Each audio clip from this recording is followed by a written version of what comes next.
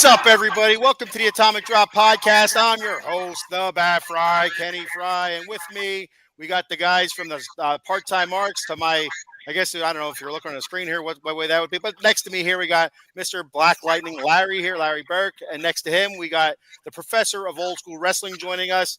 We got Eddie Prather, and then the other Part-Time Mark, we got Kurt McGirt. What's up, fellas? How you guys doing this fine, fabulous, warm-ass Saturday night here in Pennsylvania? Eddie, you're always warm in Arizona, but here in Pennsylvania, unseasonable warmth after a couple days of freezing our asses off. So, fellas, how you doing? Larry, how you doing, buddy? Man, I can't complain about it, man. Blessed, black, and highly favored, and it's Saturday. I made it through another day, so I really can't complain, man. If I wake up, I put 2 feet on the floor, man. I always look at it like, man, it's already going to be a good day. I look in the newspaper. If I don't see my name in the obituary, that's a good thing. And if I don't see my name next to the new births, that's another good thing. I can't complain about it, man. Just ready to mark about some rest. Absolutely. Eddie, how are you doing tonight, buddy? I'm doing pretty good, Ken. Just getting over the flu, which I had 2 weeks ago, so I know how Paul's feeling like. So I'm finally back to being 100%. That's right. Mr. Fuji 2.0, our buddy Paul Spencer, a little bit under the weather. Take care, Paul. That's what happens when you work the truck stop glory holes. You catch something, and hopefully that's not what it is. So, Kurt, how you doing, buddy? I'm doing good. I'm feeling all right, man. It's a good day. Kids is chilling. I'm chilling. Ready to talk. Good to hear. All right, so let's kick this show off, guys. SmackDown. All right, I did not watch Raw this week. I was a little bit busy all week. And I just actually finished watching SmackDown. I was, just a little bit ago. I was watching. I had the Mets on the TV. I had the Kings on the laptop, and I'm watching SmackDown on my phone, taking notes. I'm like, this is ridiculous. What am I doing here? But I did not catch Raw this week, so we're just going to talk SmackDown exclusively, unless there's something you guys want to add from Raw. But opening the show, we had Cody Rhodes coming out. He had Randy Orton came out after him. The crowd was loving it, absolutely. Singing songs. They really belted out Randy's song pretty well. Talking, Randy, talking up Cody and all that good stuff. We'll talk about that in a minute. I'm going to run through the matches here real quick and who won. We had a tag team championship match between the Street Profits and Pretty Deadly. Vontez Ford and Angelo Dawkins. The Street Profits won that match. Pretty Deadly, I thought looked pretty good actually. As much as I hate the tube top, halter top wearing weirdos, they're in their hometown.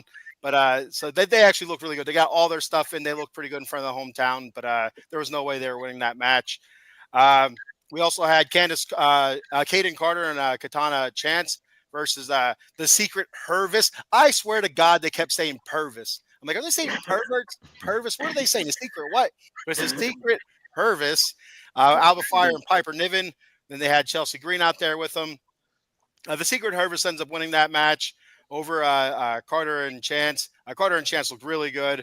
Give props to the Secret Purvis as well. Alba Fire and Piper Niven. Piper Niven getting athletic on us a couple times there.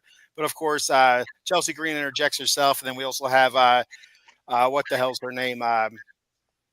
Who came down to interfere? Who came in to attack Chelsea then? Meechin. Was Meechin or no? No, they're little Puerto Rican. Zelina Vega. Vega, yes. Thank you. All right, then we had Braun Strowman versus LA Knight for the U.S. Championship. And My bad, Curtis. He said a little Puerto Rican. That was the only thing that can come out. Sorry. That's all I could picture. I'd say, like, you know what? I don't know. I can't think of her name. We had Braun Strowman versus LA Knight for the U.S. Championship. It wasn't a bad match. I mean, you have a big guy and LA Knight's a decent sized guy, but not compared to Braun Strowman. But of course, that's interrupted by Jacob Fatu just destroying Braun Strowman. He nicked up LA Knight a little bit. But LA Knight was kind of smart. He kind of got out of there after he got walled by Jacob Fatu. But Fatu laid some wood to Braun Strowman. We also had Meechin versus Charlotte Flair.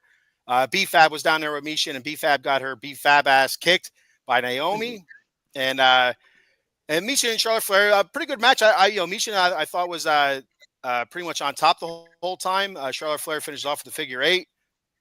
Good match. A good match for Meechin. It really showcased her, I thought. Orton versus McIntyre. It was an all right match. I really didn't, get into it too much, which is surprising. So I thought those two guys would really go, but that wasn't really me. I wasn't really into it too much. And we had Jimmy and Miz. Anyway, McIntyre ends up winning that match. KO came down, distracted Randy, and Drew finishes it off with his what the fuck is it? Claymore. The Claymore. Thank you very much. The drop kick where he falls on his back. That's what it is if you ask me. It's a running drop kick where he kind of falls on his back. It's originally called a sick kick. That was the original name of it, and then really? It was originally called the sick kick, and then I guess it evolved itself over the years to something. Okay. I like Claymore. I do like the name Claymore because it fits for his gimmick. Yeah, absolutely. It's kind of like Daniel Bryan's shotgun drop kick. And exactly, it's actually exactly kind of like, well, not exactly, but it is kind of like that. Mm-hmm. Then you had Jimmy versus The Miz, Jimmy Uso versus The Miz. Jimmy wins that match. Not a bad match. Usually you have The Miz. Miz seems to be the carrier. That's Miz is definitely the carrier, and he's taking the pinfall for most of the time. That's what I'm trying to say. Miz just does his job. That's what he's good at what he does. Yeah. And then to finish out the night, we had the contract signing between Punk, Roman Reigns, and Seth Rollins. So all that spirited stuff there, and a whole bunch of stuff in between, which we'll get to a couple of things. But we'll start it off at the beginning of the show with Cody opening the show, and then Randy, and then Drew McIntyre interrupting. So, Larry, you want to kick that one off for us? Cody coming down, talking to the crowd, and then you had Randy coming down and really just, really building Cody up, which I thought was a good thing because, Randy's saying he's getting sentimental. They kind of go way back to the days where you had what was their little faction name? It was Randy Legacy. You had Randy, you had Cody, and you had DiBiase, right? Mm-hmm. Yeah. So go ahead. Talk on that a little bit if you'd like. What you thought that promo was. Honestly, I think it was like a minor build to something a little bit later on. I felt like we're getting to something because, like I said, right at the beginning of this, I mean, Kurt, no sooner he came back, Kurt was already saying like, man, we can get Randy and we could get, we can get Cody. Which is obviously, like you just said, the story's there. So Randy building him up like that, it definitely threw me off. I was like, man, he really went into the big build up. He really gassed him up, which obviously you do need a couple guys that does do that to gas Cody, make people not forget what Cody has been doing this last year or some change, because he has really been carrying the company. He has been doing it very, very well. So to see somebody pointing that out, especially somebody like Randy, I thought it was like a super good, solid promo. And then again, Drew McIntyre, he hasn't missed on a promo probably in the last year or so. He's always completely spitting facts, whether it's coming out the right way or not at all. So I thought that was a good start to the beginning, but I think at some point we're gonna get. Because everybody's been turning against Cody. So at what point is Randy gonna have enough of this too? And like I said, he kind of threw his name in the hat for a championship spot at some point. So I think we might have something there. Absolutely. Real quick, Adam Glenn says, "What's up? What's up, Adam Glenn?" He also says Miz is a jobber. Paul Spencer checking in. He says, "Hello, family. I still have no damn voice." Like I said, Paul, stay away from them truck stop glory holes. There's other ways to make money, buddy. I'm telling you. All right, Eddie, what were your thoughts on the promo? I thought it was just another great promo out of Cody. He's been really nailing his promos the last 3 weeks, either with Cena and then last night with Randy Orton and Drew McIntyre. Randy, I'm glad that Randy brought it up after he praised Cody up. He let Cody know that he wants number 15. Yeah, throwing it out there, the number of title wins he had, and he's aiming towards. I thought that was a good point too. Just because everybody's talking about the Cena 17 now. You have to remember that Randy's not that far behind. So, Randy's won a lot of titles in his career. So I thought that was actually a really good uh, recall, if you will, by Randy Orton there. Kurt, go ahead. What were your thoughts on this promo? Man, it was gold, but it was expected when you get two guys like Randy and Cody in the ring together who have that kind of history, the mentor mentee relationship, which is now like you're on, well, not even, you can't even say the same level because Cody's the champion now. You know what I'm saying? But you see it, it's there. You see it coming. They're putting seeds for what's going to happen with them in the future, and I'm excited for it because Randy is my goat. I don't know if I ever said this on. That's my goat, and you got Cody, who's one of the favorites right now. It's pure heat. A lot of people's coming with pure heat. I haven't been disappointed with much of anything, really. Absolutely, yeah, and there's no reason why Cody shouldn't be a good talker, especially being the son of Dusty Rhodes, really. So it's not surprising that his promos are usually fire. Randy, he's been in the game such a long time. His promos are always fire. Then you interject Drew, who's just been on a roll for quite a few years now. It was a great way to start the show. And the whole thing with Cody saying after Randy saying to Cody after Cody beats Cena, pointing at the title, he goes, I'd like a shot at 15 and all that good stuff. And I think, to be honest, I think, we could be looking at maybe a Randy or Cena, Randy Cena maybe as well. If Cena does win that'd be pretty awesome to have your 17-time champ against 14-time champ looking to go 15 and what have you. And the next PLE premium live event for WWE after WrestleMania is in St. Louis. So, I mean, that's Randy's hometown. So, I mean, it would be perfect, really, when you think about it. And why not? I mean, I don't know how close Randy is to this, but why not have some sort of retirement match? I mean, again, that's a kind of a gimmick. I don't know how close Randy is to that, but he's been getting injured a lot lately. Backs and necks and stuff like that. Shit, you don't really want to mess with that, especially when you're getting later in your life and with little kids and stuff. And it's something that kind of brings the reality to the forefront. So I wonder if that's ever a possibility. Because what better way to go out there in front of your hometown crowd? But again, that's all kind of closed, and I don't expect it, but that'd be pretty neat. Mm-hmm. Any thoughts on that, guys? Yeah, I mean, there's obviously story there. I think Randy still has actually a lot of time left now. Yeah, especially with him. They're keeping him as limited as possible too. You know what I mean? Because I think he knows his time. That's why he was doing the tag team work there for a while there too, because just because of the protecting himself. But I mean, there's like Kurt said, there's so many stories there. I mean, you definitely want to see. You do want to get probably another Cena and Orton feud. I mean, that's obviously there. I mean, obviously, Orton's been liking to work the younger guys too. If you can't really tell lately, he's been really I mean, with the Evans on NXT, he was working with Mello a little bit there. So he's liking working with these younger guys too, and especially he's kind of giving these younger guys the rub because you know what their goal is it's probably the same thing as who can take the best RKO. You know what I mean? Because these guys, because it's a competition. I mean, there's still RKOs we talk about from years ago. Now you got these new, innovative young kids who's more talented than a Seth Rollins and more talented than a Evan Bourne. And these are some of the best ever RKOs. If you bring them up, they're some of the best ever. But now you got a Mello who can, who can spike himself and make it look nasty.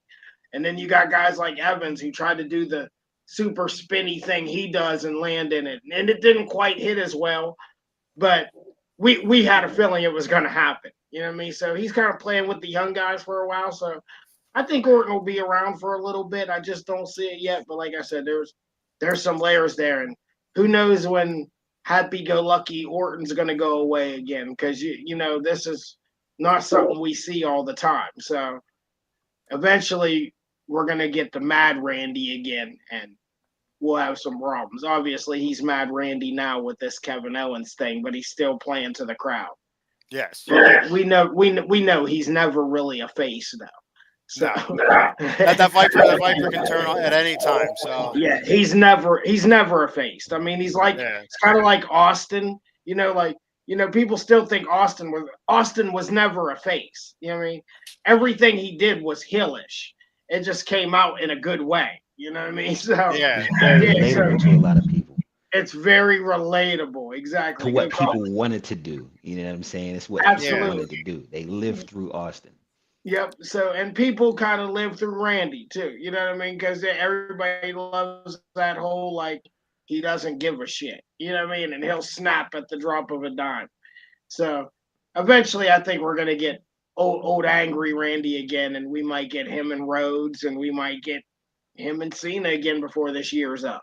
You have Well, to he get might him. be a face going against Cena, which he never did that. So Yeah. That would be that's your different. switch. That would be real different. He's never, and I mean, like we just said, he's not really a face, but him playing more the face role would definitely be something I would love to see this year. Anybody else? Eddie? I, if Cena wins the belt at Mania, I would let him hold the belt to closer to the pay-per-view before the pay-per-view before some Survivor Series. I would have Randy Orton beat Cena. Cena keeps on hiding, dodging Cody, and that can set up. If Randy has the belt, that can set up maybe by the next WrestleMania Cody heel turn against his mentor. Instead, everybody's talking about Randy turning on Cody. How about the other way around? Cody turning on Randy. Wouldn't that be something after Randy saying, he wouldn't kick Cody in the nuts or whatever? He would, come to his face like, like dirty old John Cena. Wouldn't that be something if Cody kicked Randy in the nuts and, challenged him like that? If that were be to the turn there where where for some reason Randy had the belt and Cody wanted to challenge him, next WrestleMania or whatever, because John Cena's done in December, right? That's his last month supposedly to retire. Which we all still believe he's going to retire. I still believe he's going to retire. I think he's I done. think he's a man of his word. Yeah. I agree that he's talked about it off camera for WWE. Like he's talked about it at film red carpets and stuff like that. And so yeah, I do believe he's done. But I think it goes till December. So you have all that time where I do believe he's going to win at WrestleMania. I think he's going to hold the title up until his very last match or last premium live event. Whether that's in December or November, and then you get the good guy John Cena, with the kissing babies and whatnot. One last to finish it off. Yeah, one last time. Yeah, I could see him win. I could see him winning it, and like you said, yeah, carrying it for a couple good months because I mean, there's some good stories you can get out within that time.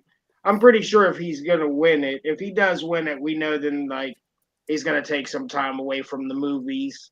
I think he'll put more time into WWE just because, like you said, he is going to try to get these last couple shows out of there. You know what I mean? That's why we're going to be at these bigger places within, like I said, I think that's probably why they opened up that schedule a little bit more too now with like Pittsburgh being on the schedule and, all these other places because it's going to be probably your last chance to get to see Cena. So I think they opened up these dates. I think to possibly have him win it. Like you said, there's because it doesn't hurt. It doesn't hurt Cody to take a loss to Cena. It doesn't hurt him. They got him to the point now. They got him to the point now where no losses is technically going to hurt him. And he's smart enough to figure out how to take the loss without it not affecting the character. And I don't think Cena would. He's not the type to like, okay, I'm going to beat you, and you're going to look like dog shit. Yeah, there's going to be a good story behind it and how they follow it up from that point on. Yeah, he's not gonna defect to AEW because he lost to Cena. He'll be all right and he'll be able to overcome it, and the crowd will still be behind him and singing his song and what have you. But yeah, and he will always be in that chase for the world championship as well. He'll always be that the main event chase up until Cena's gone, and and like I said, I like Eddie's thought with next WrestleMania, possibly being headlined by Randy and Cody, and it would be something if Cody, turned on Randy. That would be something too. Kurt, your thoughts? Yeah, All we're right. talking about, because I thought we was just talking about Cody and Randy.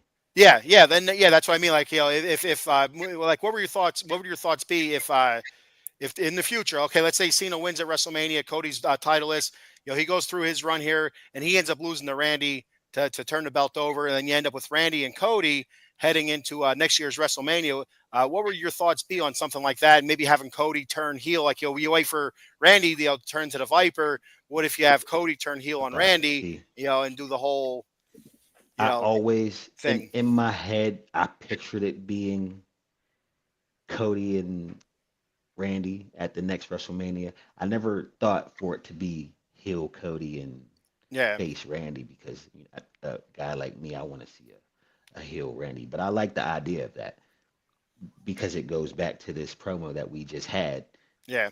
where you have Cody turning and stabbing Randy in the back or kicking him in the nuts, and it's what they've been doing with the long term storytelling, planting seeds. Yeah, I'm all for that. I'm all I for mean, it. I think Cena's going to get the belt. He's going to hold it. They're supposed to be having a special pay-per-view for him in December. I feel Did you like say that would ruthless be, aggression? yeah, something. I think it's supposed to be called Ruthless Aggression or something like that. I think we talked about this. I would have him turn again. I'm pretty sure I would book him in the War Games match, because I don't think he's ever had a War Games match. I would book him in the War Games match, and I would turn him back in the War Games match Hmm.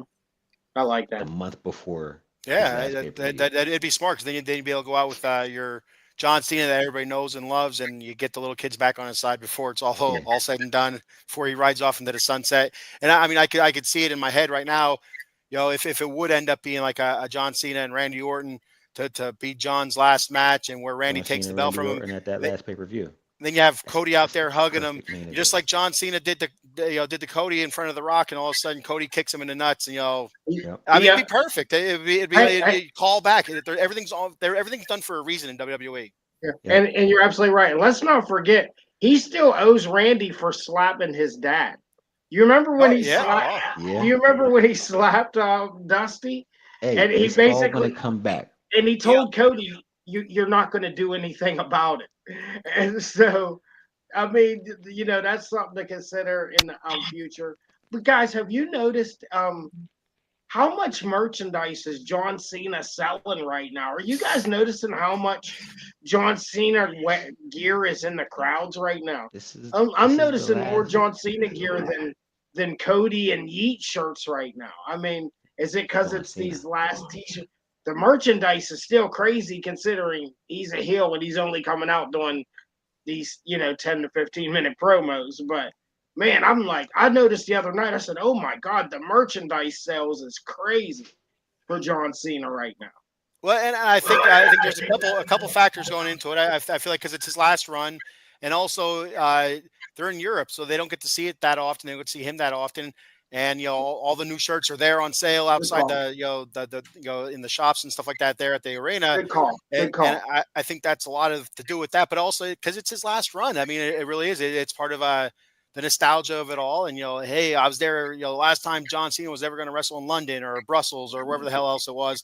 And Yep. to be honest with you, there are actually some pretty neat looking shirts. With the color, the color variations with it. You don't have the brightness to it. I really like the one with Brussels. I think it was like a brown, yellow, and orange, maybe, or something like Mhm. that. It was, with the colors of the flags, maybe, or something like Yeah. that. So yeah, I think that there's a couple factors that go into that. Yeah, you're absolutely right about that. hey Yeah. Larry, I believe then Randy also, it was either he punt kicked Dusty or was it an RKO after he slapped him.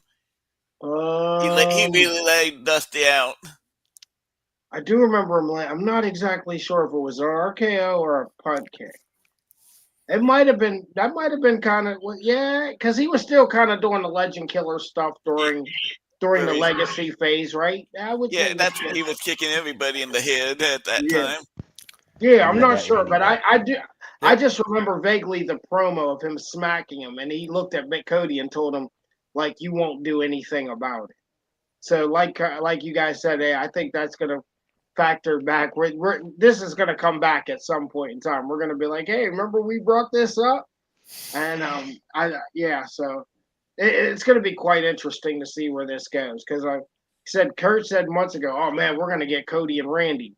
So I didn't even think about Cody and Cena at Mania like right away. I was more focused on what we were going to get out of this because I thought Randy might be a heel by now, but he's on this good run. So. All right. So speaking of Randy again, so the Randy Cody promo was interrupted by Drew McIntyre, and Drew's out there, and one of the, he said to Randy about, mentioning his back and his neck and all that stuff, and talking about his physique, saying, hey, you look great on the outside, it's the inside that you're all fragile and stuff. So that leads to a match between Drew and Randy. It was a what the hell? All right, Eddie. Hey, what's going on, Ed? You're good, man. So yeah. Just So went off there for a second. That's what she said. So anyway, you had Drew and Randy. So that led to a match. It wasn't a very long match, but it was still a match. And Drew ends up getting the Claymore on Randy because interruption by KO. So you had KO out there, and you had Randy. Actually, Randy got the best of KO. He almost was able to punt KO against the barrier there before KO hopped the barrier and ran off into the sunset. And Randy tried to pursue, but he was stopped by 2 guards. So I mean, we see stuff like that. We have 8 guards or 9 guards, and then guys are fighting through them, and Randy gets stopped by 2 guards. So I mean, it is what it is. But whenever I see that, I'm kind of like, wow. We see the women, bust through 8 or 9 guards, and there's Randy can't get through 2 of them. So what were your thoughts on KO interrupting that match? And I thought Randy came out looking a little bit better than KO this time. Eddie, you want to start that one off? It was a match that did its job. The job was to get KO involved, and I was very. It keeps on wanting me get that punt kick in on KO. Kick his head back to Canada. Hopefully it happens at Mania. Well, yeah, that's what they're doing, man. They're teasing it. Am I cutting out? No, you're good. I can hear you. It's just so we can be like, man, almost. And when that moment comes at Mania, and he finally gets the punt kick in, it's a feel good moment for everybody. It's going to be satisfying. It's when you're looking for that satisfaction, that payoff, and then they keep extending that storyline. Keep bringing Kevin down with a slow walk, interrupting Randy, and it's just it's building it. They're doing a great job, but it's a slow build, I guess you'd call it. Where they're not really getting a hold of each other, but they are still getting a hold of each other, just not in a major way. Larry, your thoughts? Oh, my bad, man. Oh, you are cutting out. Yeah. Okay. Am I back? You're back. Okay. So where were we at? My bad about that. I cut out.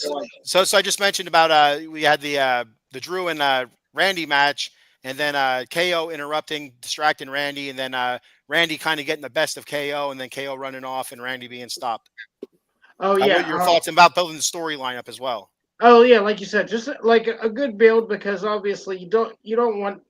Yeah, they want to savor it for the big moment. Like you said, we're probably going to get. I still don't think he's going to get that punt kickoff unless he's going to take a good little break. Unless KO has a break coming, which he could be possibly having a break coming. So I don't know if he's actually going to get the punt kickoff. I think they just want to keep selling it to let. I think that's something Randy's just going to add back into his dimension. I don't think he's going to do it just yet. I think there's going to be something there for me because I mean, if he punts him, we're probably going to lose KO probably for like 2 months or so. We'll probably lose it for at least a good month. It's all right. Yeah, it is after Mania because they have. I guess you're right about that too, Kurt. Because then they'll have the draft a couple weeks later, so he'll pop back up. Yeah, I guess you're kind of right about that, Kurt. So yeah, I think it's just like you said, a slow burn for us. So we might get the punt kick then. I guess you kind of convinced me now. We might get the punt kick, but I mean, it's not necessarily needed. But it'll be a good match to have like early, probably night 1 on Saturday night of WrestleMania. I think it'd be a good way to kick it off. I think that wouldn't be a bad match to kind of kick it off. You have a nice, some pretty good heat to that feud, and It wouldn't be necessarily a bad way to kick it off. I think they're going to honestly start with Gunther and Jey Uso. I agree. I seen somebody, I don't know where it was, if it was in our group chat or if it was online somewhere. I think it was online somewhere about a slap in the face to Jey Uso that he's not main eventing night 1 or night 2. And they said the champions always main event night 1, night 2. And I just recalled to last year, night 1 wasn't main evented by a championship match. It was You had the tag team match, between The Rock. Title. Yeah, I mean, so it was. And Seth lost the belt early to the first match to Drew. And night 2, yeah. So I mean, was it night 2 or it was night 2. Yeah, it was night 2. So I mean, like it's quite a few times the WrestleMania has been kicked off with a world title match or WWE Championship match or whatever the hell you want to call it. So that thought behind it is just doesn't make any sense. It's not an every year thing where both nights People are just want to pick. Yeah, and so what I'm saying is you're not going to not have Roman Reigns in a main event. I don't care. I don't care if he has a title or not. Not just Roman Reigns, but having CM Punk and Seth Rollins also involved. It's a marquee match. That's Absolutely. star power. Absolutely. Yeah, well, we talked about this weeks ago because that's what I said. I said, well, is he actually still going to be considered main event Jey Uso when we don't think he's going to main event Mania? He's still wrestling for the title. Yeah. Yeah, I said I was going to ease up on him. I'm going to stop knocking him because I mean I get it, man. He's in that position right now where I mean we're just gonna have to let it go because I mean you got to strike while the iron's hot. Come on, So man. If we should have been saying the same thing about Seth and Drew last year, then if that's the case, like they opened up the show with the World Championship. Yeah. There's 2 matches you want to be involved with if you're a wrestler: the opening match or the main event. To me, the opening match is as important as the main event because it sets the tone. Absolutely. Give me the second match any day of the week.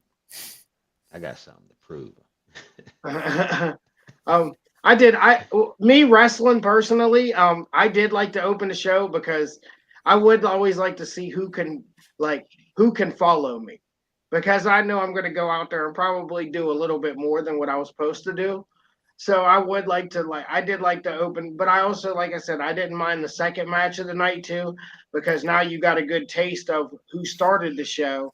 So now you can either reset the tone or you know what I mean, or you can keep the fire going. So it is there. I honestly, I've always been fully against the slow burn. I feel like every match should be a main event match. I feel like everybody should take every single match like it's a main event match. I know that you can't technically do that, but I think you should definitely work like every match is your last match. I've always felt that way. Well, so every night I go to work, that's how I look at it. I go to work and I'm like, this could be my last night working, and then I start crying when I realize it won't be. So it's one of those deals. Like, God damn it, I still got 30 years yet. Man, I still got a long time to go. So all right, so we'll move on. So we just talked about Randy and Drew. So we'll move on again. How about Drew and being attacked by Damian Priest and getting his ass thrown into a car windshield and screaming about his eye? So he probably has a glass eye now, saying he has glass in his eye. Well, yeah, I guess okay, glass eye. But anyway, so yeah, is that a work or what are we doing here? A good spot there, making Priest look super strong. I thought he came off of that really well. So what are your thoughts on that? Kurt, you want to kick us off this time? The first thing I thought about was the real glass incident with CM Punk and Jack Perry in AEW. I don't know if it's like a Go Cry Me a River. Yeah, I don't know if it's like a work callback to that, but I like the segment. I liked it. To see like Damian put Drew down is like, all right, yeah. Right, and he called him what do you call him?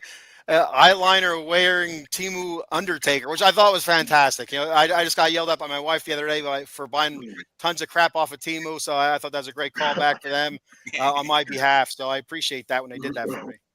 Yeah. Larry?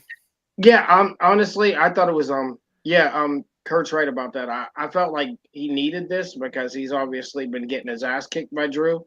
And not only has he been getting his ass kicked, Drew has been assaulting him on the microphone, like you said. So it's like the 2-for-1 deal. And and I don't even think it was just about him actually putting him through the car windshield.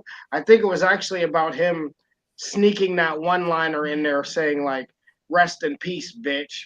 Because like you said, they called him calling him the Timu Undertaker.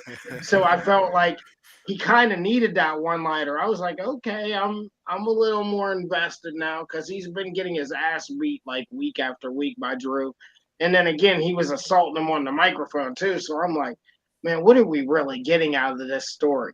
Yeah. So, like I said, him putting him through the windshield, him having a good one-liner. Now I've been trying to figure out because I watched it like 3 times, and I'm just like, how could have he gotten glass in his eye from that? But I mean, there is the possibility that it could have happened because it's all over the internet that there is glass in his eye from that.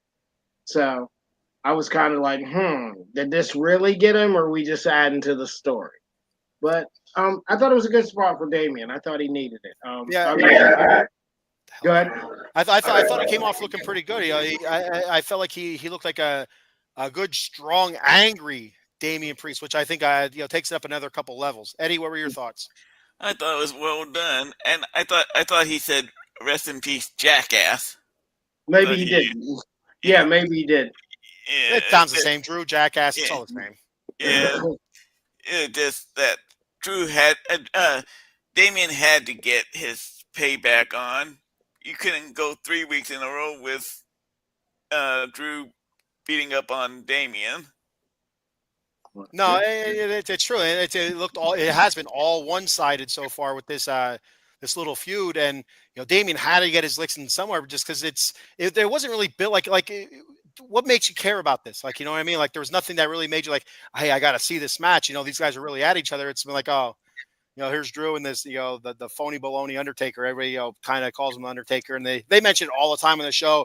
Undertaker was his mentor or whatever. He goes, so they're not doing him any favors. Michael Papernick checking in. He said, I heard Drew has a knee issue for a while, so maybe this is a way to get Drew time off. I haven't heard anything like that, but referring back to the glass in the eye thing, I don't know. I think it might be just part of the show, the glass in the eye, just because when who was walking by, was it Punk? Yeah, Punk was walking by, I think, and kind of looked over at him, and he was still laying on the hood, and they were looking at him. I feel like if it was something more serious, they would have had him off the hood and already in to see the medic or whatever the hell they have there. But maybe I'm wrong. I don't know. Maybe they're like, hey, you got to sit, you got to lay here for another 30 seconds yet, bro. So I don't know. Your thoughts on the Drew possibly having a knee injury? Anybody want to throw in on that? I'll say I didn't hear anything on that one, so somebody might be a little bit ahead of us. I'll check with my sources. I'm sure I have a good source who usually does all the little homework for me. So I'll see if he heard anything. But the knee injury, that's kind of new to me. So I don't know. Kurt, you hear anything about that? No, I ain't heard nothing about that, but never know. Drew's been a real warrior since the pandemic. I don't think he's really had that much time off. Maybe it's a way to get. He probably could use a rest. I can see Damian Priest winning at Mania over Drew, for Drew to be able to go off TV for a while. Yeah, I absolutely. wouldn't be surprised if a couple guys get a break after Mania. Yeah, that usually does happen where you do see a couple guys, absent for a few months afterwards, and you usually don't either see them until the run to SummerSlam or even maybe a little bit later. But yeah, that wouldn't be too shocking. Because Drew, Eddie, you're right. Drew has been pretty much a warrior since the pandemic, and you see him quite a bit. I'm sure he's had some time off, but it hasn't been a whole lot. Real quick before we move on from Drew, calling back to the Cody, Orton, and Drew spot in the beginning of the show, I thought I got a kick out of it when Drew was saying that they talked more about his 5-minute title reign than they do about Randy Orton's comeback. I got a kick out of that. I thought that was funny too. I just remembered that for some reason. It popped in my head. Yeah, good spot in the promo. Good spot. I mean, he's calling out everything out. I mean, yeah. He's been really good. Like him or hate him, I always feel like Drew has been really good in any spot that they put him in, whether it's dropping a title in 5 minutes or being the whiny guy since then basically. And it's been really he's been good. He's been really good. Yeah, I didn't like him at all up until literally. I always hated the only thing, like I said, me and Kurt used to laugh. I would be like, man, the only thing I like about this guy is his entrance music. I'm always like, his entrance music is too good for him. Every time I hear his entrance music, I'm like, man, I love this music, but him.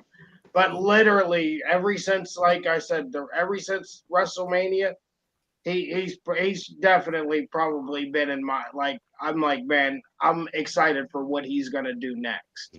Larry probably thought that entrance music should have gone to Sheamus. Probably, yeah, but I like Sheamus's music too. I've always been like a fan of Sheamus's music. I feel like it fits him.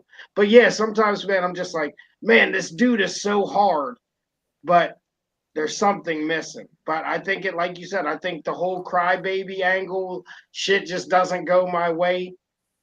Fits him perfectly. I love it. So when he does get that championship, it's going to be big. It's definitely going to be big. Michael says unless they're going to be a blackout match, Damian Drew at Mania. He thinks it's going to be a dark match. He thinks it's going to be early. I assume they're gonna fight at Mania, right? Are they booked for Mania yet? I think they're booked for Mania. I think they just showed it on SmackDown or something the other day. I would say they're booked for Mania. Yeah, but that could be an early match. They still do have some early. We just talked about them possibly having like some dark matches for Mania. Those kickoff matches. Well, it could be one of those where like, well, you need to have Peacock plus in order to see the first 5 minutes of the show or whatever. You know what I mean? Like because like when I watch a PLE on Peacock. I don't get the behind the scenes stuff. I get commercials. It's like, oh, if you want the exclusive content, you need to subscribe. I'm like, you know what, man? It's like, twist my nipples and kick me in the nuts or something. What do you want from me? Yeah, you want all my money. What did you say, Kurt? Did you say? I heard you say something about What was it about? I forget. It was on this topic. Oh, was it about I heard you like it was about either the dark matches or something. Oh, I said we're gonna have to wake up at 9 for NXT. Stand and Deliver. It's on at 9. Oh, Stand and Deliver's on at 9 in the morning. Is that the Saturday or Sunday? Night 1, yeah. Night 1. Oh man, that's a little early to be watching wrestling. Where's that at? I'm probably gonna be up anyway, huh? It's gonna be in Vegas too. It's gonna be in Vegas, but it's they're having it the same weekend as WrestleMania, so it's in the morning. Well, so I mean, so if it's in Vegas, is it 9 a.m. Vegas time or 9 a.m. our time?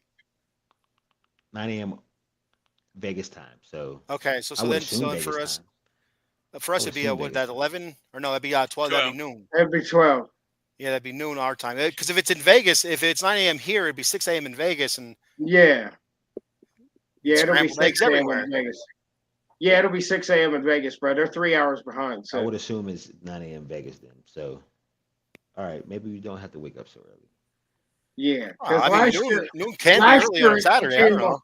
Yeah, because last year it came on about 1 o'clock. I said 12:01. Yeah, it was like 12:01. So, man, it's just so hard to watch all that wrestling in one day. Man. After a while, you just want to kind of like take. But maybe they're having it a little early. Maybe they're having it an hour earlier this year. That way, there is a little bit of a break in between. Gonna do it. The Stand and Deliver is going to be good. It is. It's going to be really good. NXT don't miss.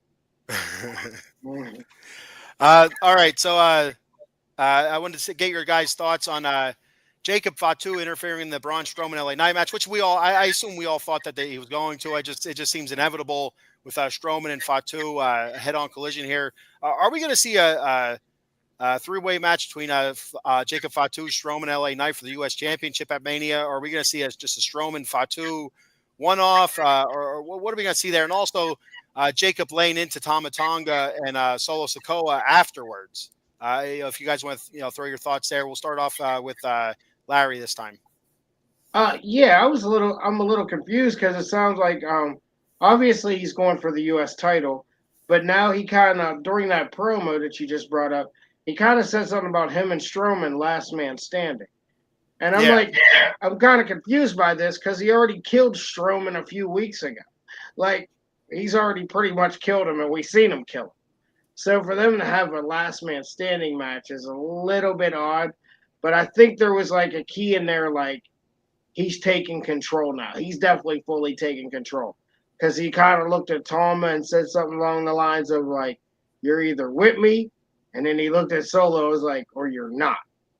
So I think he's fully gonna like take the reins, and obviously I do think at some point he's gonna get a championship because He's this crowd is fully behind him. I mean, there's regardless to him being a heel or not, him doing whatever he's doing, they love him. You know what I mean? They're chanting Fatu. They love the promos. Um, so yeah, I guess we're gonna. I just don't understand why we're gonna. If we're gonna get a triple threat match, are we? Or are we gonna get this last man standing match? I was kind of just a little baffled by that, but obviously, I think he's on the hot train right now, and I think everyone knows it, and I think he's gonna be a champion soon. Kurt, what are your thoughts?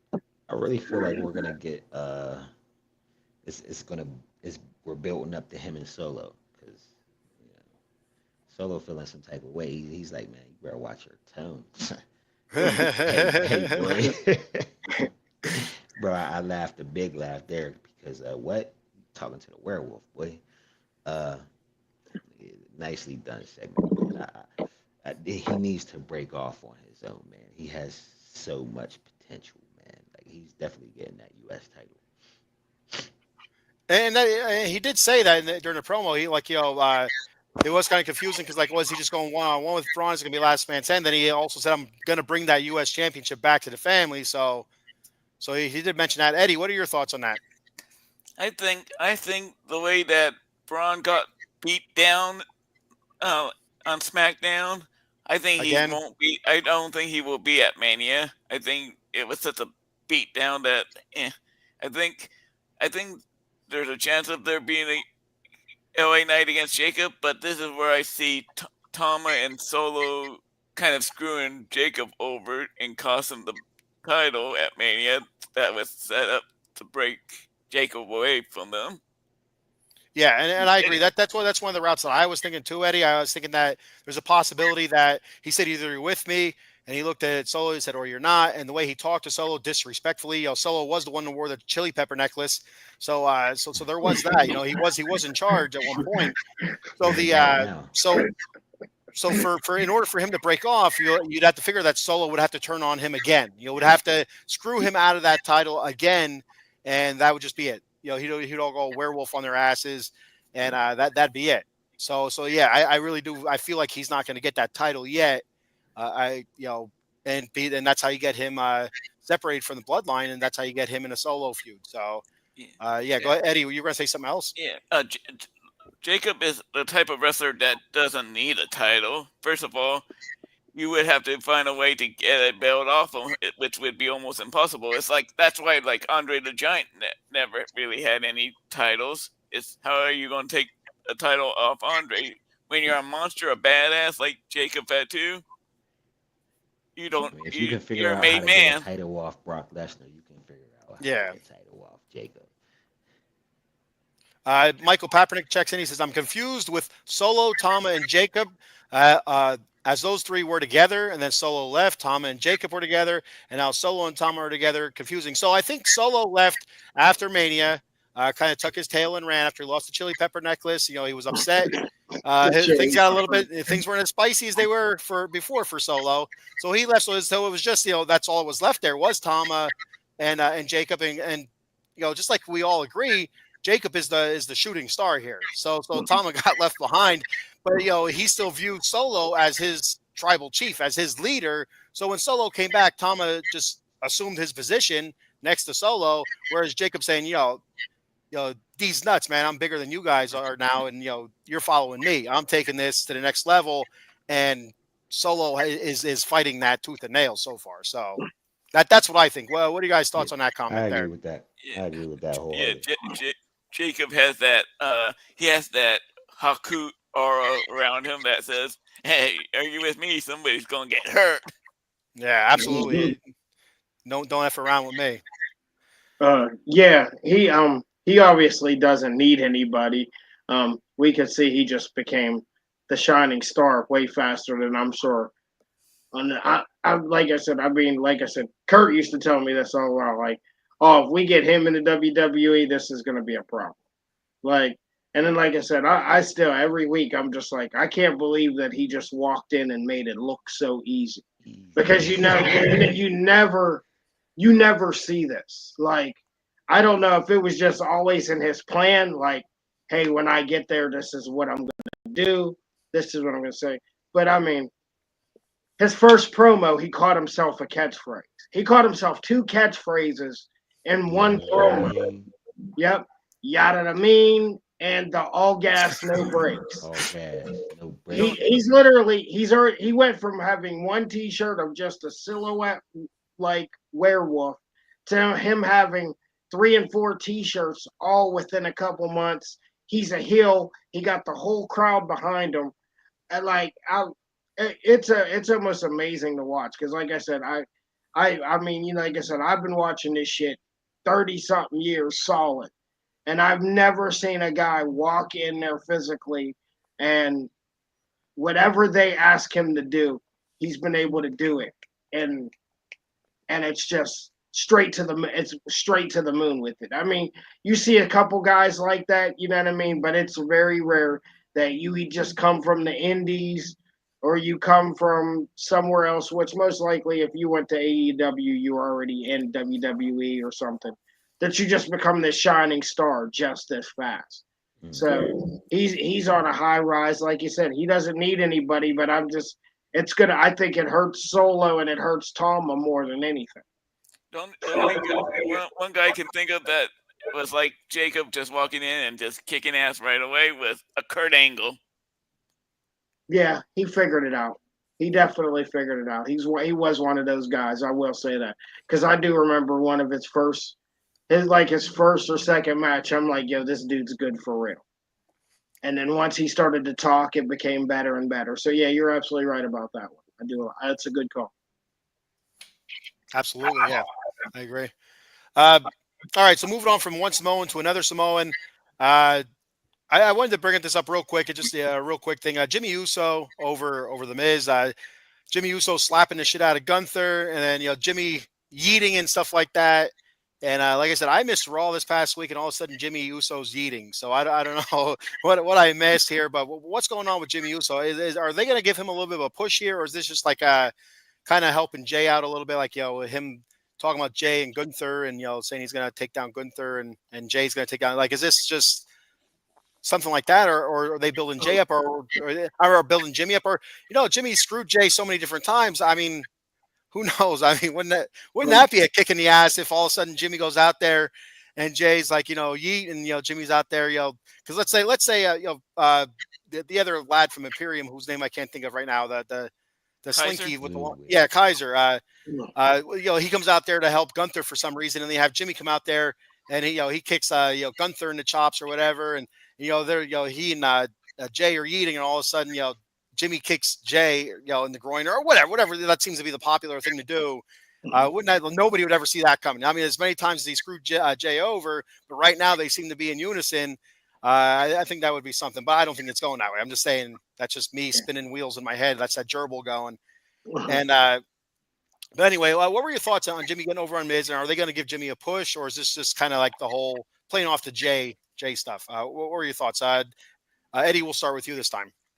I think my friends Kurt and Larry would call on their show the other night about when Jay had tripped. What I said about that, I think Jimmy tripped him. I think this is setting up. I think this is setting up for Jimmy screwing Jay big time at Mania. They never had that. They never had that one-on-one match when Jimmy turned on Jay the first time around. I thought they did have a one-on-one match. Had that one-on-one match at Mania. But it was like, it was a bad match. It was not a good match. I think they're due for like a real program with each other. Ooh. Well, I will give you that. They never really had a program because I think they're each on were they each on different shows then right away or not? Yeah. I don't know, but they never really had a build up to it. It's just you would Yeah, it have was just Jimmy show up and bloodline. screw Jay over. Basically, that's all you were getting. And occasionally Jay would show up on Jimmy's show, and that's all you were getting out of it. But still, it would be a hell of a surprise. Yeah. I'm going with this is just Jimmy helping Jay. They're helping Gash Jay. Obviously that's like I'm still always gonna stick to my guns. He was saying yeet before Jay was. It just stuck on. Jay just took it and carried it. But he was the originator of he wasn't the originator. The yeet came from the indies somewhere. I'm not exactly sure who did it first, but obviously they paid somebody really well so WWE can use it. I don't think they've ever disclosed who they took it from on the indie scene.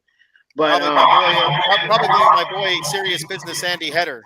oh, maybe who knows? I don't know if you ever heard of Serious Business Andy have. Header. I know who Andy Header is. I didn't know that was Okay. his nickname. I didn't know that was his nickname, but I do know that Andy Serious Andy Business. Header. Yep. Yeah, I grew up with Andy. Good dude. Okay. But anyway, go ahead. But yeah, so I think this is just them helping build Jay more and more. So yeah, I don't see him turning on him, but I do. I think Gunther's gonna do the old he's gonna beat the shit out of Jimmy this week, like really, really bad. And it's gonna like really set Jay off, that type of thing. Because obviously we seen Roman beat the living hell out of Jay before, and Jimmy kind of. So I think Gunther's gonna take it all out on Jimmy this week and basically say, like the old what is it, the old Rocky movies or the old Bloodsport when he basically tried to get. I remember Bloodsport when he killed him right in front of him. Yeah. He said, "This is gonna be you." So I think because Jimmy's on this real like, yo, I'm gonna take him down for you. Like I'm gonna prove he can be beat. And I think this is what happened. I think all in all, Jimmy goes out there and my boy gets killed on Monday Night Raw. Gunther's really going to put a really bad beating to him and basically say, this is going to be you next. Stretcher job. Yeah, pretty much. Yep, you're right about that one. Kurt? I like what Larry said because, like we were saying, what I said earlier this week is I think the trip was intentional because I think it's going to play into him having doubts going into the match. So we're just giving him more doubts. He's going to demolish Jimmy. This is what I'm going to do to you. So he's doubting himself more. Like it's sort of, you compared it to Rocky. This is sort of what we're getting here. You know what I'm saying? The nice little underdog Rocky type story with Jay and Gunther. Drago. Was his name Drago? Yeah, I mean. Yep. Well, yeah, it was Rocky 3 where I'm pretty sure where he was Mickey where died. when Mickey died. He was protecting Rocky. He was giving him not easy matches, but matches that he knew Rocky could handle, and he didn't want Rocky to fight Mr. T because Mr. T would kill him. Clubber Lang would kill him because Clubber Lang was a different type of fighter. He was a hungry fighter, and Rocky didn't realize he was being protected. So Rocky had doubts then. Rocky started having doubts, and he wanted to prove it, but he wasn't confident as confident as he was before, not knowing that. Now he has a little bit of doubt, creep into his mind. Then he gets killed by Clubber Lang. But I think a little bit of that was due to Mickey being pulled away and stuff like that. But he was getting his ass kicked before that, so it didn't really matter. Mickey died watching his boy get the snot beat out of him. Yeah. To me, But anyway, to me, go it's ahead, a little bit. It's a little bit of both Rocky 3 and Rocky 4. When the Rocky 3, the first part was the doubt, but then Rocky 4, when Gunther lays Jimmy down, it's gonna be like, if he dies, he dies. Moment. Yeah. Yeah, that's exactly where I was going with it. So yeah, we're on the same page, Eddie. The whole Dragunov, like if he dies, he dies. So I just have this feeling because, like I said, Jimmy's already smacked Gunther. Now, I mean, it was like the smack heard around the world, and then now he's like grabbing the microphone and says like, "Yo, like I got this. I'm gonna do this for my brother." And I do. I think Monday Gunther goes out there and slaughters him pretty bad. And then says like, yeah, this is going to be you next. So I think that's where, could be wrong, but I kind of got that little assumption by what they were. I think just by the topic. I think if we put a poll up there of wrestling fans, a poll, I think you'd probably get like a 99% agree. I think that's how it's going to go, and I think it just makes sense for Gunther to go out there and just absolutely destroy Jimmy. I think it builds toward a storyline again. Jay, like, Jesus, he just did that to my brother. He just absolutely destroyed him, manhandled him, beat him in every which way possible. And like Eddie said, it's a perfect example there in Rocky IV, where Drago says if he dies, he dies. And again, I'll call back to Rocky. I think it was Rocky III when Rocky's training with Apollo, and he's not putting in that full effort. And then he's talking to Adrian, and Adrian's like, "What are you afraid of?" And he's like, "I'm afraid of losing." All right, stuff like that. And I mean, I'm getting goosebumps thinking I'm through the Rock thing here. There we go. Because I mean, it's a great part in that movie. When he does that, it shows his vulnerability, and it's the same thing with Jay and Jimmy and Gunther here. It's all the same thing, which it's actually really cool. Go ahead. And I think that goes along with the oh damn, I just had a thought there. I think it goes along there with the show LFG that comes on tomorrow night too. And Gunther's gonna be he's like their special guest on there. And I don't know if you've seen the previews for this, but he really was talking to them rookies like they were rookies. And I think that also plays into the show of him going out there with possibly Monday and adding a little something to it. So it could show because they like to add whatever they got on the shows outside. They don't want to take away from that. So if you've seen like the previews, like he talks to one of the rookies like, "Oh yeah, you're just here to try." Well, we don't care about people who try. I think tomorrow's episode is going to be really, really intense. If you guys have free time, I would say that would be a good one to watch tomorrow because Gunther's the type of trainer I like to talk to. He doesn't take any shit. But what does Mike say there?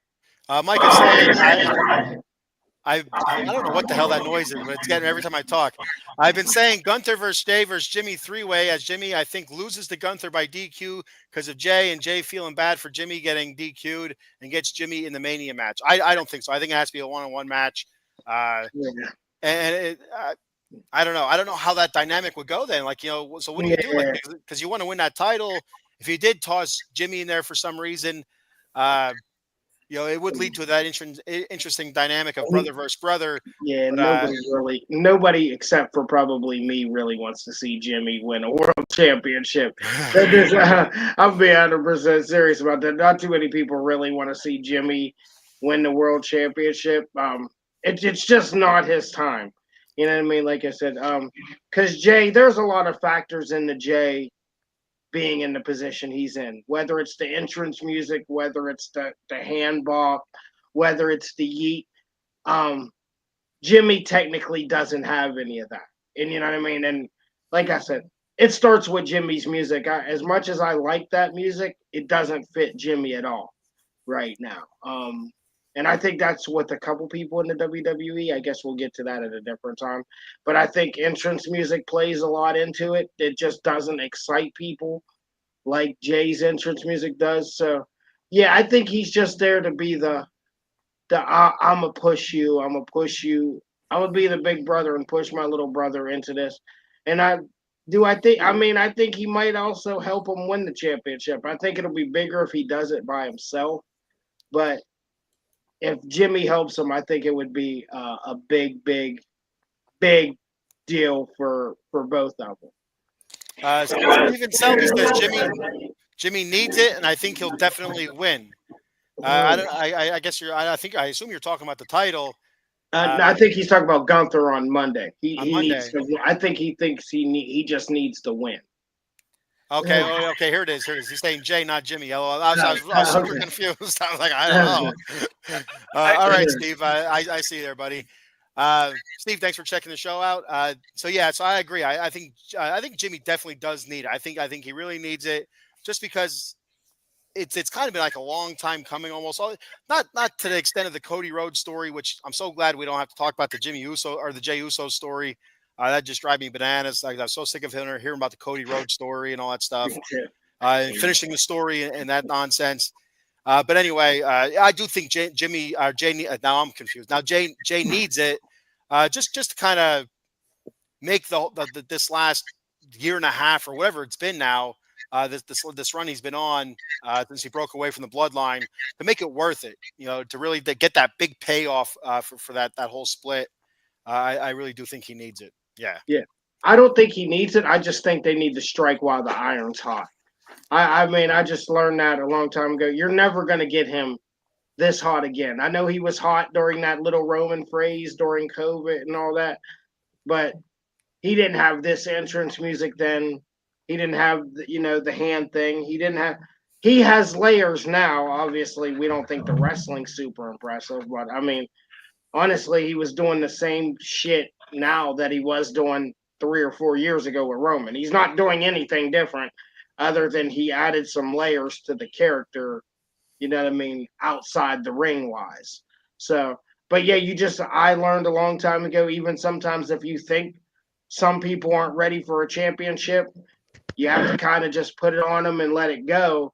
Because, I mean, like I said, he's never going to be this hot again, merchandise wise and everything wise. So I totally understand it. You're going to have to strike for a couple months and then put him back to where he belongs in the mid card area, because that's really what he is. Like I say all the time, my nickname for him is mid card Jey Uso. So that's what I look at him as.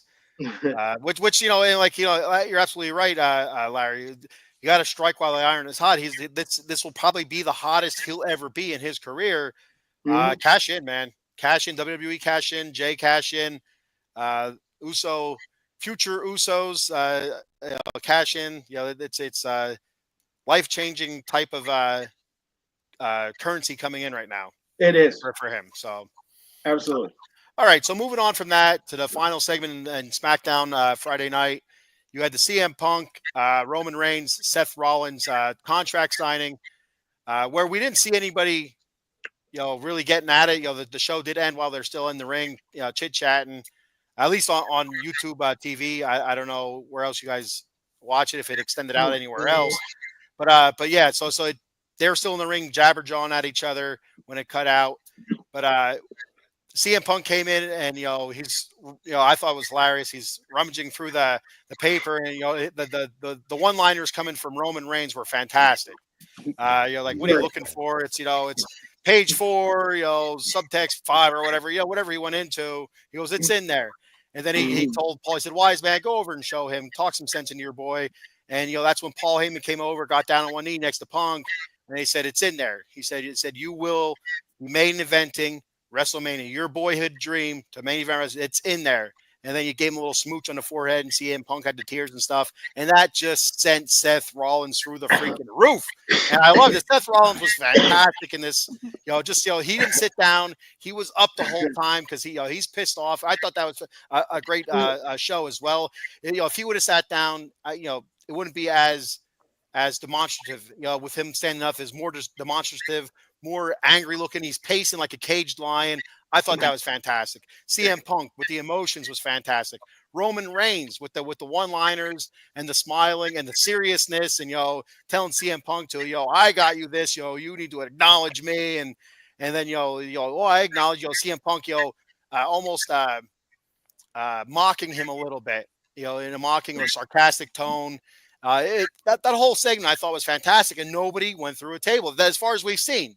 Again, I didn't see any footage for afterwards. But I thought that was fantastic. Who did we start with last time? Whoever wants to take it, just take it. Whoever wants to take it, take it. It's pure cinema. Everybody's playing their role well. Yeah, and it messes me up where I see people online saying like, "Oh, why do we have this match? There's no story in this." I'm like, where do y'all not see the story with these 3 men? We have Seth and Roman, which goes back 12 years. We have Punk and Roman, which you have Heyman in the middle of that. That's so much that can go on there. And then we have Punk, Seth, and Roman, because we got to remember they came out as Punk Shield when we first saw them. Like, the story is there. It's all there. They've all been intertwined in some way or another for the last decade plus. So I'm not mad at this being the main event. The contract signing just has me that much more hype. and then the plot twist at the end. Like the main event's not the favor, so what are No. we waiting for? Did any of you guys think that was the favor then? Like when Heyman says it's in there, because I thought, I'm like, is that the favor? I'm like, is that it? Like, I thought it would have been something more spectacular. And then Punk's like, that's not the favor. I'm like, and Paul's like, Jesus Christ. Well, that's the soap opera of it, because Yeah. I mean, once Roman started, like you said, man, I think you hit everything on the head about the promo, Ken. The one-liners, Seth not sitting down and being completely livid, Punk ruffling, because Punk's the only person who looked through all the paperwork. I was sitting here laughing before Roman even started his one-liners. I'm like, why is this dude looking through the paperwork? I'm like, what's the whole point of this? And then he's like, he hits him with the Adam Sandler line, from Billy Madison. He was like, today, Junior. He was like you said, it's in there, chapter 5. So I kind of thought that's what they were alluding to. And then, like you said, him being very sarcastic, getting down on the one knee, bringing up the Olafala, like you said, the chili pepper necklace. As you call it, I've learned tonight that you call it the chili pepper necklace. That's what I call it. He was being very sarcastic and then said, I mean, obviously, like I said, I kind of felt like, yeah, that's okay. So that's how they're gonna do it. Oh, he's gonna main event WrestleMania, and then obviously he says no. There's more.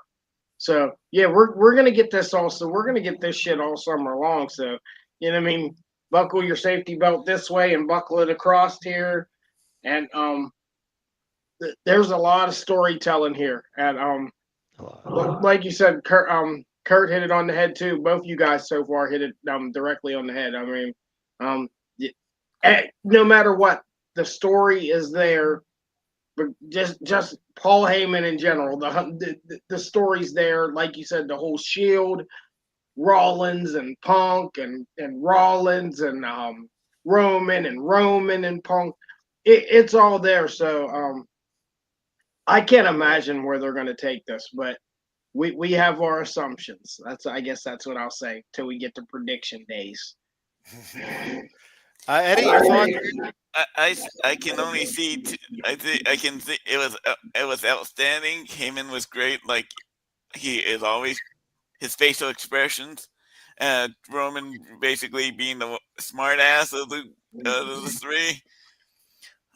To me, this has two ways of going.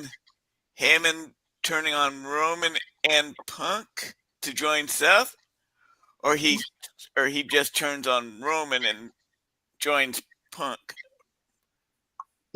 I think their egos are all too big to join with anybody. I think obviously sooner or later somebody's going to work with somebody in some point, but it's not going to be a true full-fledged alliance throughout the match, and then they go at each other. I think it's just you'll get an occasional, they'll both throw somebody into the ropes and double clothesline, and all of a sudden the other one kicks the other one in the gut and goes for like a DDT or something. You know what I mean? It's not going to be anything like a 5-minute work together, we're friends again kind of thing. Each one of these guys have huge egos where they've hated each other for quite a few years now, and you're not going to see any kind of multi-move skill set between two guys. Just I don't think so anyway. That's where Heyman comes in and screws over two of them. Mm-hmm. And he's worked with Roman, he's worked with Punk. I think it's time for him to work with Seth. There's been talks about Seth, KO, and Drew McIntyre as forming a little group. Mm-hmm. Mm-hmm. Like Roman's kind of been treating Paul a little badly lately. He looks at him a little bit funny. Yeah. He doesn't actually treat him bad, but he looks at him. He just looks at him like, yeah, because I mean, obviously he's looking at him like that because CM Punk is around again. Yeah, he doesn't trust Paul because I think he knows how far back Punk and Paul go, and then just to add a layer to that is the favor. And Punk says it too. Says it too. Sorry, Ken. Punk says it too. He said something like he knows that he's not, or he said it. That's what he said on Raw. If you missed that part, he did say he knows Roman knows that Paul is not only his wise man. He alluded to him being his wise man as well. So that's why he's always kind of side eyeing Paul. So we're definitely on to something there. Yeah, he doesn't. There's not the full trust there as there was during the hot run of the Bloodline and stuff like that when Roman was champion. I think anyway. Yep. So, all right, we got one last topic to discuss, and we get the hell out of here. All right. WWE Hall of Fame. They're doing something new this year. I assume year after year now, moving forward, where they're adding matches to their Hall of Fame. And the first match to be inducted, I don't remember what they call it, a moment or a WrestleMania moment or what the hell they call it. I don't remember exactly. But anyway, is the Stone Cold Steve Austin versus Bret Hart match for the, was that for the Intercontinental Championship or something like that? Or is No that for a title? No title. Mm-mm. But anyway, it's the iconic match where Stone Cold's in the sharpshooter and the blood is running down his face, and what a great shot. He doesn't give up, and he leaves pushing people away. They're gonna help him off, and he's stumbling around. People are just cheering for him. So what do you call it? That you call that the double turn? Everybody calls that the double turn. Eddie mentioned it while we were off the air. So that was the double turn match, and that set Stone Cold on a path of just immortality. It started with the Austin 316 says I whipped your ass at the King of the Ring. This took it to a whole different level. I mean, this really just shot it up, and it turned Bret Hart basically to a heel, I think, right? I mean, if I remember correctly, I'm pretty sure this kind of turned to everybody hating Bret, and kind of led to him making some weird ass choices afterwards. Go ahead. Except for Canada, that was the only place that cheered for Bret. Yeah, that was actually the most I liked Bret Hart, to be honest. That was when he switched. That was the most personality he's ever shown. Good call. You're honestly right.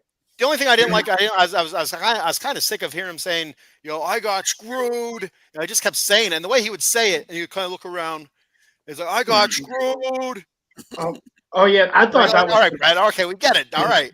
I felt like that was the best version of the Hart Foundation, even though because that's when they had O and they had the whole crew. Yeah, the Bulldog, O and Anvil. Yeah, and then like he said, that set Stone Cold off on a whole nother dimension. It turned Bret heel, but like you said, it brought out the best personality that Bret ever had. Oh man, and then like I said, I mean, some of the promos with like the Nation of Domination and the Hart Foundation. It brought out honestly brought out the best in Bret. But I think this is going back to your actual question for it. I think this is awesome that you're putting some matches into the Hall of Fame, because I mean, I can think of 3 or 4 matches just boom, boom, boom, like just my favorite matches. So you know what I mean? I'm thinking Undertaker, Shawn Michaels, the first one, and they were both great. But Shawn Michaels, Undertaker, the first one. I always go back to Eddie Mysterio and Eddie Guerrero, Rey Mysterio at Halloween Havoc. I think that's a classic match. Kurt Angle and Rey Mysterio. Opening up, I forget what was that, the Great American Bash. I want to say it was for a U.S. title. That's a great match. And man, it sucks. There's matches like, was it Shawn Michaels and Triple H, and you'll never see this match, but wasn't it Shawn Michaels and Triple H and Chris Benoit at WrestleMania at one point in time? That match was gold. That was pure gold. Someone brought that up, but that's a match that you'll never get to the Hall of Fame just because of the situation itself. But man, I think this is a great idea to add to the element of the Hall of Fame. You're forgetting the great Eddie against Ray Cassidy for Dominic match. Oh yeah, that wins in that one. Yeah, nobody wins in that one. We're still trying to figure shit out from that. We still don't know the actual winner of this match. Michael says, can someone tell me the reason why WrestleMania is so late in April this year? That's actually a good question. I did see a memory come up on Facebook today. We were watching WrestleMania. It was probably like 10 years ago today. I saw that too. We was together, wasn't we, Kurt? Was we somewhere Yeah, together actually watching WrestleMania probably, together? but I Yeah. think they want to start doing it a little bit later. I don't know why. Maybe warmer weather because of Philadelphia last year being so cold. Um, yeah, that it is a good question. It's getting later. Usually, it's like the first week of April or something. Yeah, it's either late March or early April, and now it's in the. I guess you consider that late April almost. April 19th and 20th. So that's on the back half Is Yeah. of Ma- April there. is So is Mania outdoors or indoors? it's Uh, always outdoors. It seems like now. Vegas. Well, it's the Legion Stadium, so it's indoors. Either So or, it's right? indoors this year. Yeah, that's an Yeah. indoor stadium. So yeah, yeah, yeah, because last year, like I said, Philadelphia was so cold that they were complaining about it. So maybe they are going to try to push for a later schedule. That way, I mean, my birthday's in April, late April. So, it's still usually you never know what kind of weather you're gonna Right, get. right. They just Um, need to stay away from the West Coast. who said they need to stay away from what the West Coast or East Coast? Yeah, East Coast. I meant the East Coast. East Stay Coast, away yeah. from I the mean, West I don't Coast. think they should stay away. They just like you said, man. You just have to watch. This weather's tough. You never know what you're gonna get. Well, and that's something they could alternate it too. Like when they're on the West Coast or down south, they could always do it early April or late March because it's weather's just right. Or they could always when it's on the East Coast, Northeast, they could just move it back a couple of weeks, and usually you can get the 70s or 60s at least the 60s at night anyway, because these are night matches. So maybe you can just late April, but then again, I don't know. I don't know. Maybe they just want to do it on Easter. Like it'd be a fun time to have WrestleMania on Easter weekend, and Easter weekend falls. I think that's that weekend. So Yeah. Oh they're like, yeah. oh, the hell with it. Let's go late April. Yeah, the hell with it. Well, I don't know. because it's legal in Vegas. You know what I mean? Number one, it's legal. It's legal in Vegas. So, I mean, what's there better to do than eat ham, eat stuffing, smoke, and enjoy wrestling? I Yeah, mean, 420. Yeah, 420. I didn't even think of that. Yeah. oh yeah. See, that's what I thought you was talking about. No, I was talking about Easter. It's Easter weekend. See, Eat your chocolate bunnies. no, oh no, I'm sorry. Have some of that sweet Mary Jane, and then Yeah, man. watch some wrestling. Yeah, I Hey, mean, that's what Thanksgiving's for. You know what I mean? What do? You eat, sleep, smoke. You know what I mean? Watch football. And so I Yep. guess maybe they're going to try to get you, to, you know what I mean? Smoke, watch wrestling, and relax. Yeah, I just what he says. How about doing Mania in dome stadiums or warm weather states like the NFL? I mean, yeah, that's what they're kind of do, but you don't want to leave this side of the country. You don't want to leave this kind of country like this included from being able to be part of Mania. You know what I mean? Like, Yeah. because who knows when they're going to be back over on this side again? I think they're going to be over in New Orleans next year, so it's going to be over there twice. You know what I mean? So, WrestleMania is already pretty much hard to afford as is. So imagine having to take plane tickets, hotel tickets, always over to the West Coast. It's just they have to spread it out. Yeah. I think they'd be missing a huge opportunity if they just did limit it to warm weather states or whatever. I mean, I think the NFL's missing out on a huge opportunity when they limit to warm states. They did New York City 1 year, and that was it, right? I don't think Yeah. they've been to the Northeast since then. And Yeah. I think it was if I remember correctly, it wasn't bad weather. I think it was just a little bit cool. I mean, it wasn't even cold. If I Well, remember, it was like probably in the 40s. well, I mean, football weather is cold, and it's it is supposed to be, right. yeah. So, yeah, it's kind I, of I think they're more worried about weather, like rain, snow, anything like that. With fans in attendance and also with the product on the field, they want the best product possible. But with wrestling, You're right. it's different because you can cover the ring, different ways. I mean, it doesn't mean it's still going to get with that. People got Yeah, to walk down to the ring and stuff like that. And last year they were freezing. Remember, yeah, and they were even saying it because I remember McAfee and them was joking, like, "Hey, man, he got gloves on. Like, he got gloves on out here." And they're like, "Yeah, man, it's cold as hell out here." And then I remember they were saying some of the matches were struggling because they were so cold. Because it's honestly hard to perform. I mean, you got to figure some of these guys are barely wearing underwear out there. Yeah. You know what I mean? So, and then you're dumping water on yourself, before you get out there. Cause I know a lot of people like to dump water on themselves before they get out there to cool themselves down. You don't want to cool yourself down when it's already like 30 degrees out there and the wind is blowing. Cause yeah, I've done that before. It's not the smartest thing to do in cold weather, but you're thinking like, I want to cool myself down. I'm gonna dump a little water on myself. No, I'm freezing. So Oh shit, it's cold out here. yeah, it's really fucking cold, bro. So yeah, maybe that is why they're trying to just keep away from there. I just like you said, maybe they just have to try to make it a little bit later in April, closer to May when it could possibly be warm. So maybe that's why they're making this change. Yeah, Mike said just do indoor arenas in the Northeast states and no outdoor arenas. But the only problem with that, the arenas are smaller venues. Usually your arena is like a hockey arena or basketball arena. You're looking at 15 to 20,000 seats, and your WrestleManias, they're looking for much, much bigger. They're looking for 75,000. Yeah, they're looking 75,000, 100,000. Yeah, your stadiums, those are the ones where they want WrestleManias at, and SummerSlams and stuff like that, where they can hold 75,000 or more. But you're looking at your indoor arenas. It's the most you usually get is probably 20, 25,000. And that was the one big thing we talked about it here actually on the Atomic Drop when we had Sergeant Slaughter's daughter on last year. When they talked about when they moved WrestleMania from the LA Coliseum to the Staples Center. One of the big issues was safety, at the Coliseum because all the bomb threats. And the other thing was they weren't selling tickets, and they felt like they could sell out the smaller arena much easier than they could sell out the big stadium. So, and then the small arena, they ended up having, I think, 25,000 or something like that.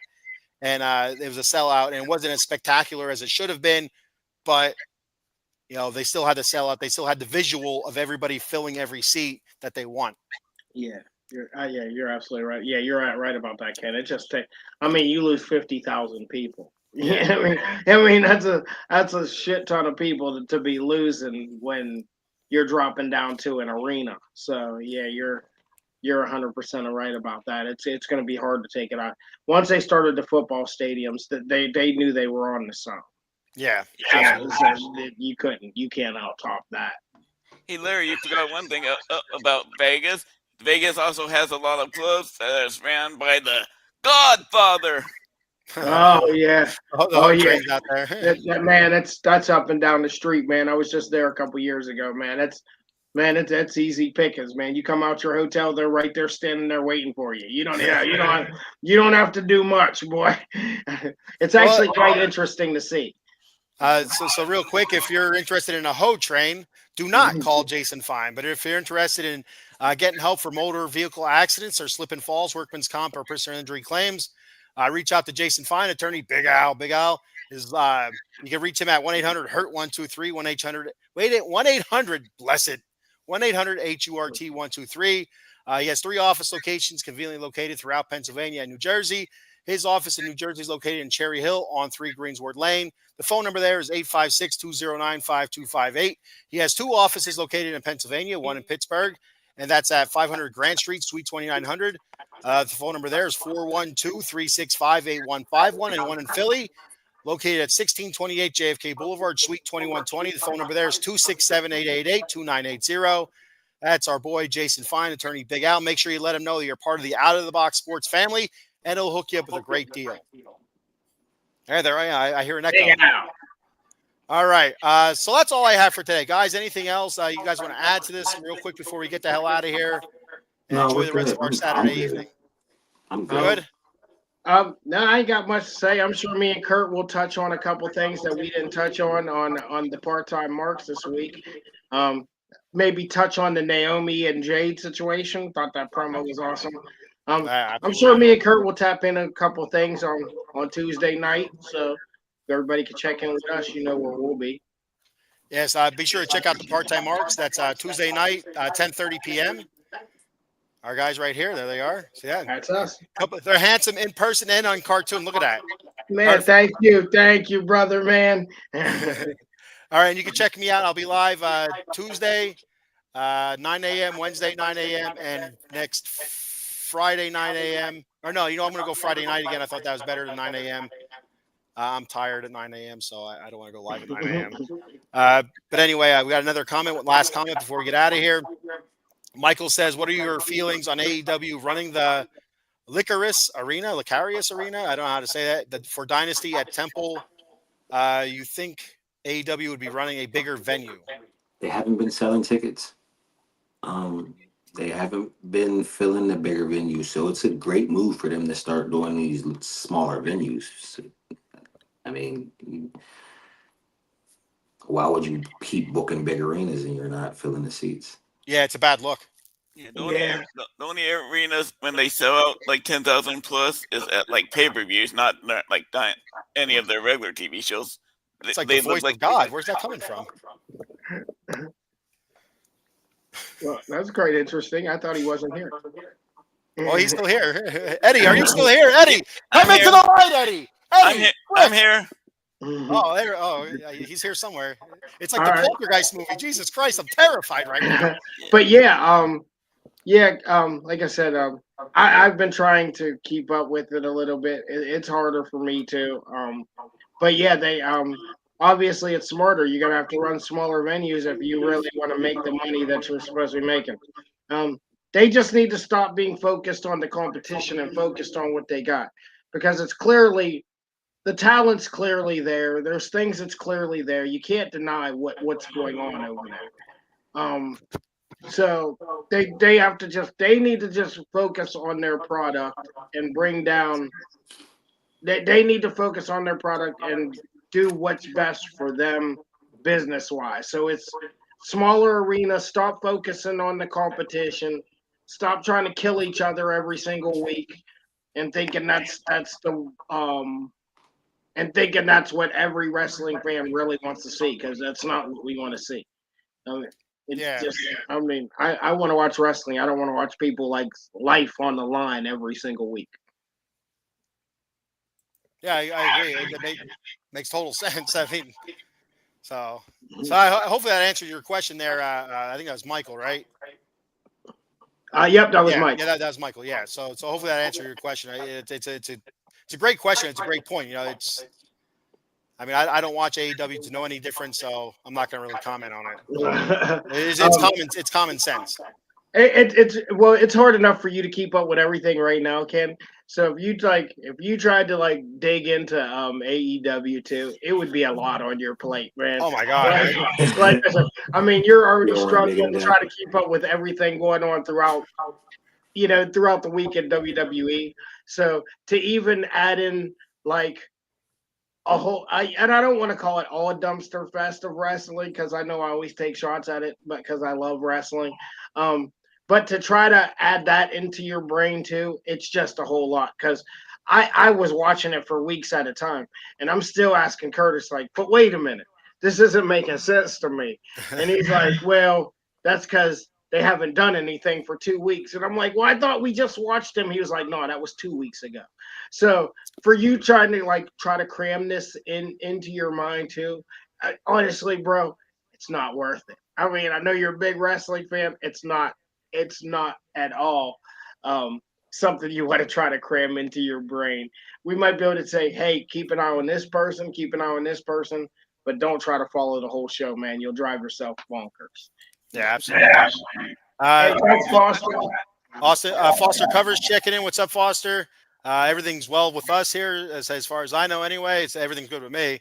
Mm-hmm. I hope everything's well with you. Hopefully, I believe you're a Cubs fan. Hopefully, your Cubs do well this year, except for against the Mets. Jim Life checking in. What's up, Jim? It's good to see you guys live tonight.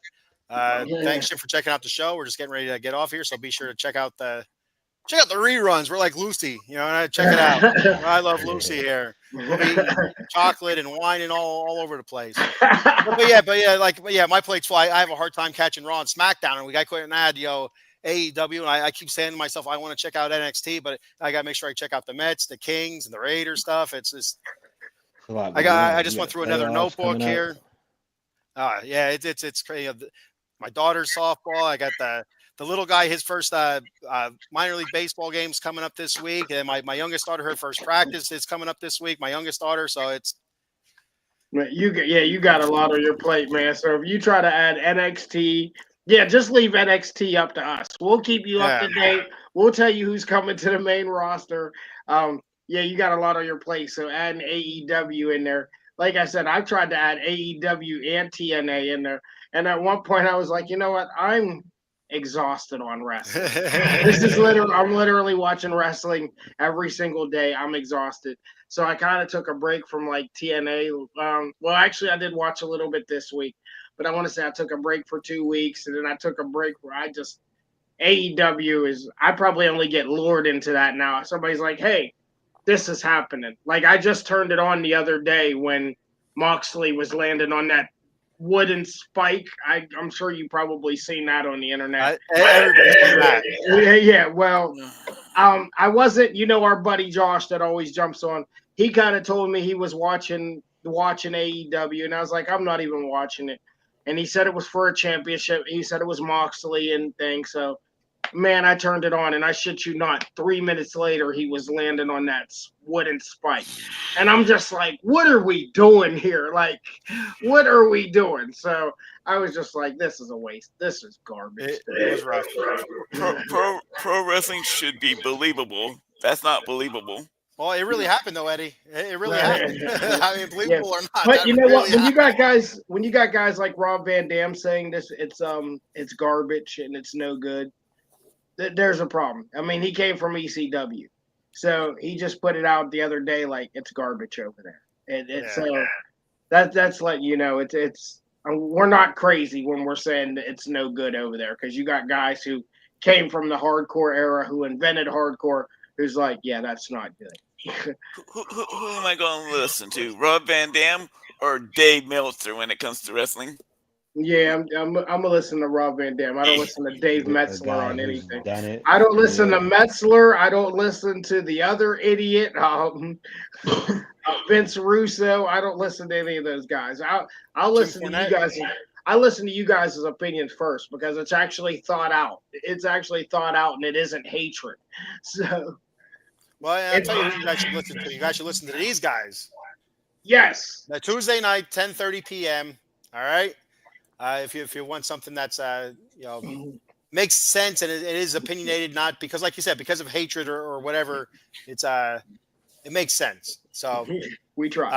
And also next week, be sure to check us out again here Saturday night, 9 or 10 p.m. We'll see where we're at. We'll see where we're at then. So stay tuned for that. Myself, you'll have the Kings on Tuesday, 9 a.m. The Batcave Wednesday, 9 a.m. And like I said, the Silver and Black Layer Raiders, that'll be next week, Friday, either 9 a.m. or at night. We'll see what happens there. See how I'm feeling later in the week. Usually by Friday, I'm kind of wore out a little bit. But now this is it. This is the last comment, and then we're heading out of here. This is it. Jim said I was just at the old ECW arena last weekend. Oh, so yes. Jim always tunes into us. So shout out, just real quick, shout out. He was at the ECW arena last weekend. His son was actually boxing there. And I want to say that might have been his first official match, but his son laid into the kid. It was all over Facebook. He laid him down. So his son got his first official win. So congratulations, Cal. Congratulations, Jim. Two good dudes. Jim Life, Ganja Graphics. Like I said, we don't have our shirts on this week, but Jim Life does make our merchandise and stuff like that for us. So congratulations to you and your son, man. And hopefully I get to see your son win one of these fights here soon. Maybe I'll have to ride to Philadelphia with you if we have to. all right, yeah, Ganja Graphics, check them out. All right, thank you everybody for checking the show out. I appreciate it. And until next weekend, do your thing. Just keep on living, I guess. I don't know what the hell else to say, how to finish it off, but yeah. Yeet! There we go. Atomic drop. There we go. Yeah, I like that one. All right, where the hell's the music? There it is.